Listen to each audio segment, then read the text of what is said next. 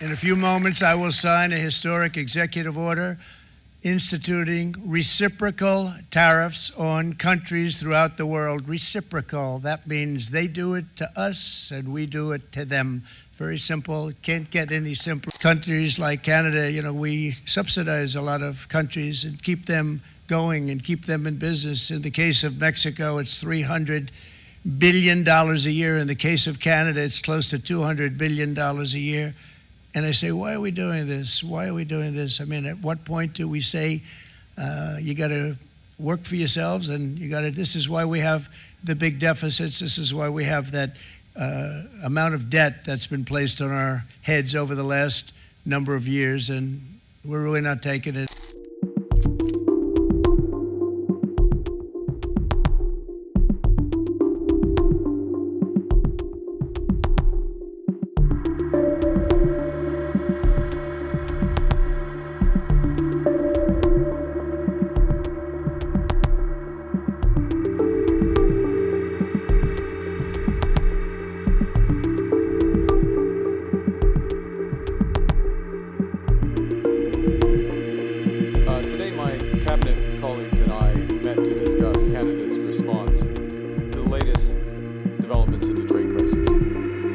Yesterday, in the latest salvo in his trade war, President Trump again imposed unjustified tariffs on our nation. U.S. President Donald Trump unveiled his long-anticipated tariff plan on Wednesday, introducing sweeping new duties on imports from dozens of countries. While the move escalates trade tensions worldwide, the White House clarified that Canada will not face additional across-the-board tariffs beyond those already announced.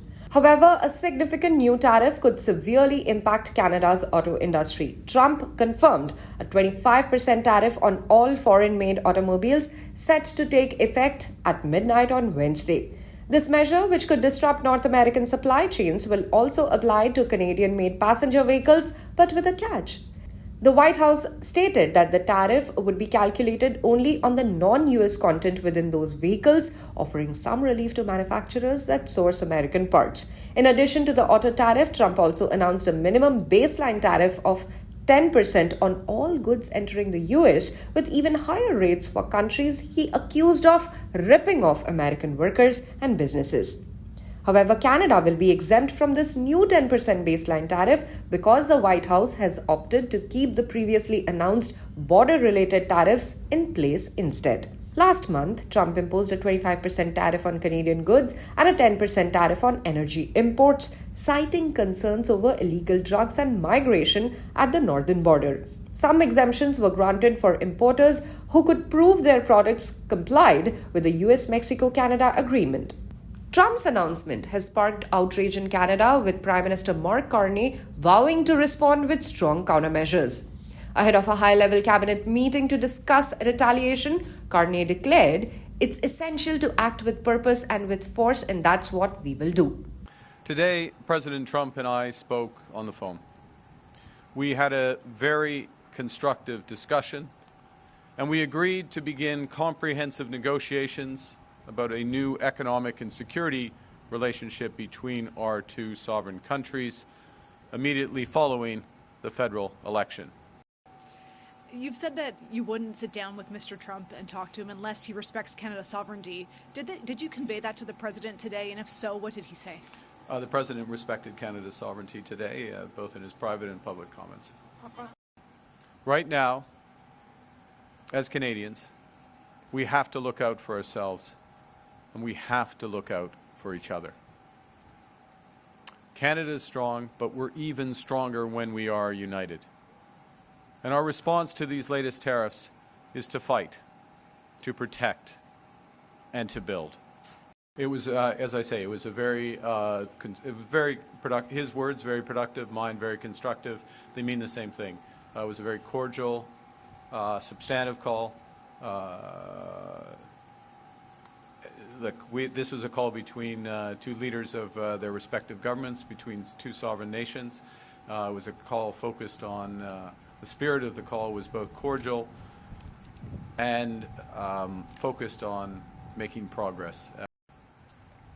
My solemn promise is to stand up for Canadian workers, to stand up for Canadian businesses.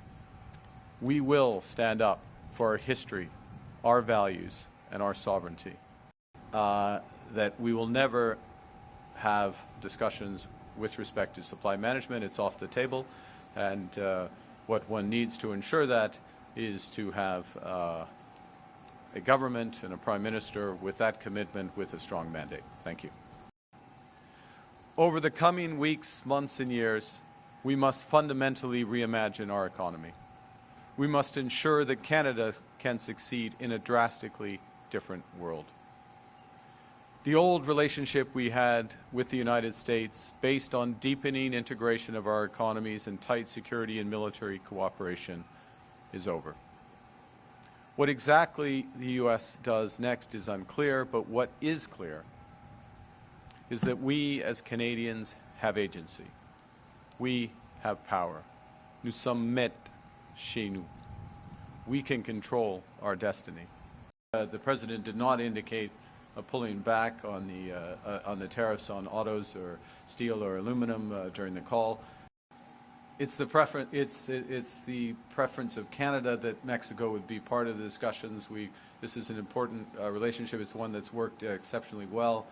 But honestly, I don't know. There have been many changes. The core point about the need for a new negotiation, a new partnership, certainly between Canada and the United States, is underscored by the number of tariffs that have been in place, the numbers of tariffs that have been threatened, the uncertainty that's been created by that, the scale of ambition of what the U.S. administration is trying to do.